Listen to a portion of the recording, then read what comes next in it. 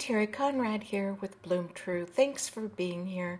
Today we are going to make a stress-free single sheet art journal, and I'm using mine here specifically for mark making and maybe even a little collage work with those marks that I've made on other sheets.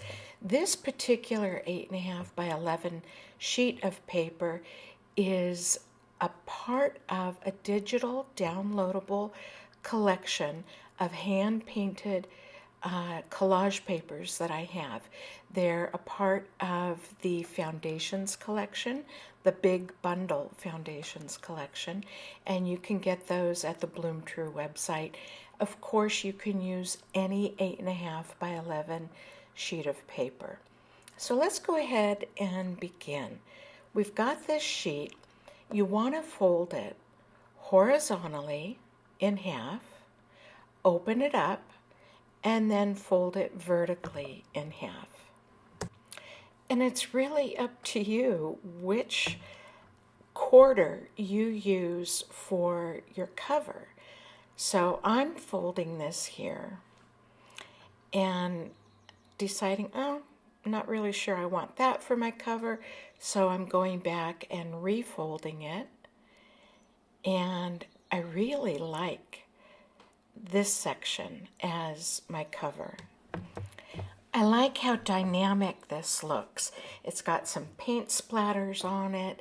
It's got those kind of golden ochre yellow marks on it. And I've got these papers that I've gathered. Again, these are just scraps from my stash. That little scallop piece is a part of another downloadable offering that we have on the website. I have packing paper. I have some pages I've already made marks on. And this is a collage sheet that I've put together and will be sending out in my newsletter to our subscribers. So I would really encourage you to pop over to the website when this is finished and get signed up for the newsletter. We are offering all kinds of great goodies. So more packing paper, more mark making paper. I have little swatches of fabric, tissue paper with marks on it, and this piece is, or this journal and the papers that I've selected to go inside it are all neutral. I'm really wanting something that is warm and calming and really supportive of the idea that mark making can benefit us in so many therapeutic ways. In this next step, what you want to do is arrange each of your inside sheets of paper, and they do not need to be the same size as your cover. As you can see by mine, I have sheets with torn edges, I have some that are smaller in size, and that's perfectly okay, and that will ultimately lend to a really unique finished journal. So gather your sheets, fold each one in half so it has a vertical fold, and then you want to place one on top of the other, giving consideration to how it will look once it's stitched together. And once you've got your sheets in, or your pages the way that you want them, go ahead and clip them together. I'm using some little brackets here or clips. Anything will do, just so long as it's holding your papers together. And the next step, go ahead and fold them. If you want to do any trimming on that outside edge, feel free. I sort of like the wonkiness of mine, and so I think I'm going to leave it. Next, you want to take your awl and just kind of eyeball the center point of your crease, your fold, and that's where you poke the first hole. And then typically I come down about an inch from the top, I poke another hole through, turn it over, come down about an inch again, and poke that third hole. Now comes the stitching, and this is so easy, you guys. I like to use a waxed bookbinding thread, and I do have a bookbinding needle. When it's waxed, it makes it easier to thread, just a little tip. So it really makes no difference whether you have your knot on the outside of your journal, like I've got that tail thread hanging here, or on the inside. It comes down to preference. So just begin by pulling your thread through the center hole, come up to the top hole, then you're going to cross over the center and go to the next open hole and pull your thread through. You can see my threads are getting caught there.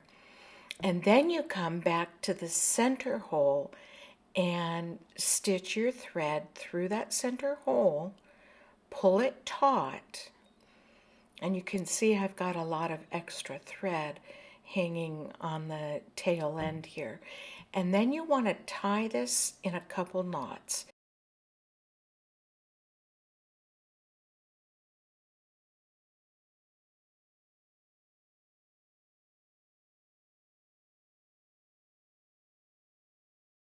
There we go. So now remove your clips and you have your stitched journal. Is this fun or what? I love it. Okay, now you can totally leave your cover as it is, whether you're working with this sheet of journaling collage paper. I have black and white gesso, and I want to add just a few more marks because that's what this is all about, right? Is mark making. So I'm just taking a flat brush and kind of just feeling my way around. And since there's still paint on that brush, I'm going to flip that journal open and make a few more marks. You can use a brush, you can use a stencil if you have other mark making tools. The idea is simply to have a ready-made place to go to that is dedicated to your mark making. So here I'm using this torn off piece of ledger paper, and I'll probably end up using this as a collage sheet to lay down inside this journal. So for the remainder of this video, I want to show you some ideas of how I'm using my mark making journal. As you can see, we've made these marks on the collage paper. I'm using black and white again just to be consistent with the neutral theme.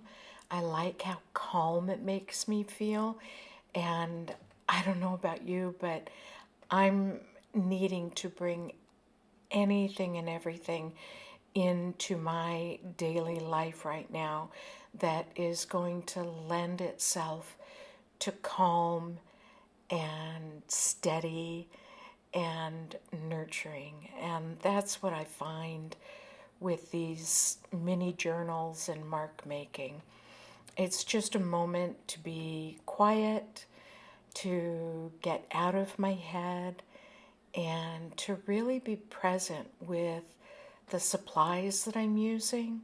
Whether it's a pen, I'm making little circles around paint splatters. I'm making paint splashes, and I've loaded my brush with some gesso and water, and a little bit more water adds to the ease of making splatters.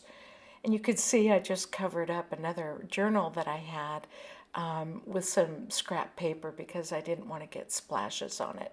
So I'm splattering on the ledger paper, splattering on the cover of my journal, and splattering on the other scraps of paper that I have. It just, for me, adds a real organic quality to my mark making and to my art journaling. So I think what I'm going to do here is speed up this video just a little bit. I don't want it to be too fast, but you can watch my process, and as I always share with you guys, you can emulate what I'm doing. You can certainly invite your own, and I encourage you to invite your own creative muse to come out and play and make those marks and enjoy the process. So I'm going to take a step back with my voice and play some fun music, and you can just watch the video and see, kind of, well, be inspired by what I'm doing. I hope you'll be inspired by what I'm doing. And then I'll pick up as we begin to close, and I'll share something else with you.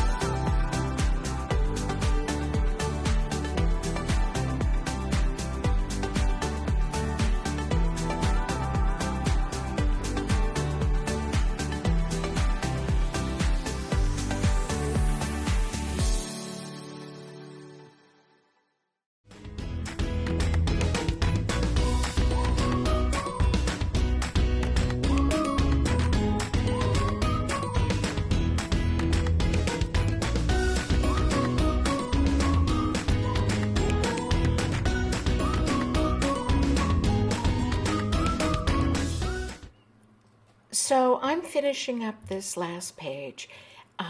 This is a fun, easy journal to make for your mark making. This is the cover. Remember, we made that out of a single 8.5 by 11 sheet, and that is available on our website. The link will be down below if you want to grab the collection of collage papers. I have a couple blog posts where I write about the benefits of mark making and how it can support our emotional wellness and soothe our nervous system. I'll have that link down below too. To ensure that you receive new content as I upload it, be sure to click the subscribe button and give us a thumbs up if you like this video.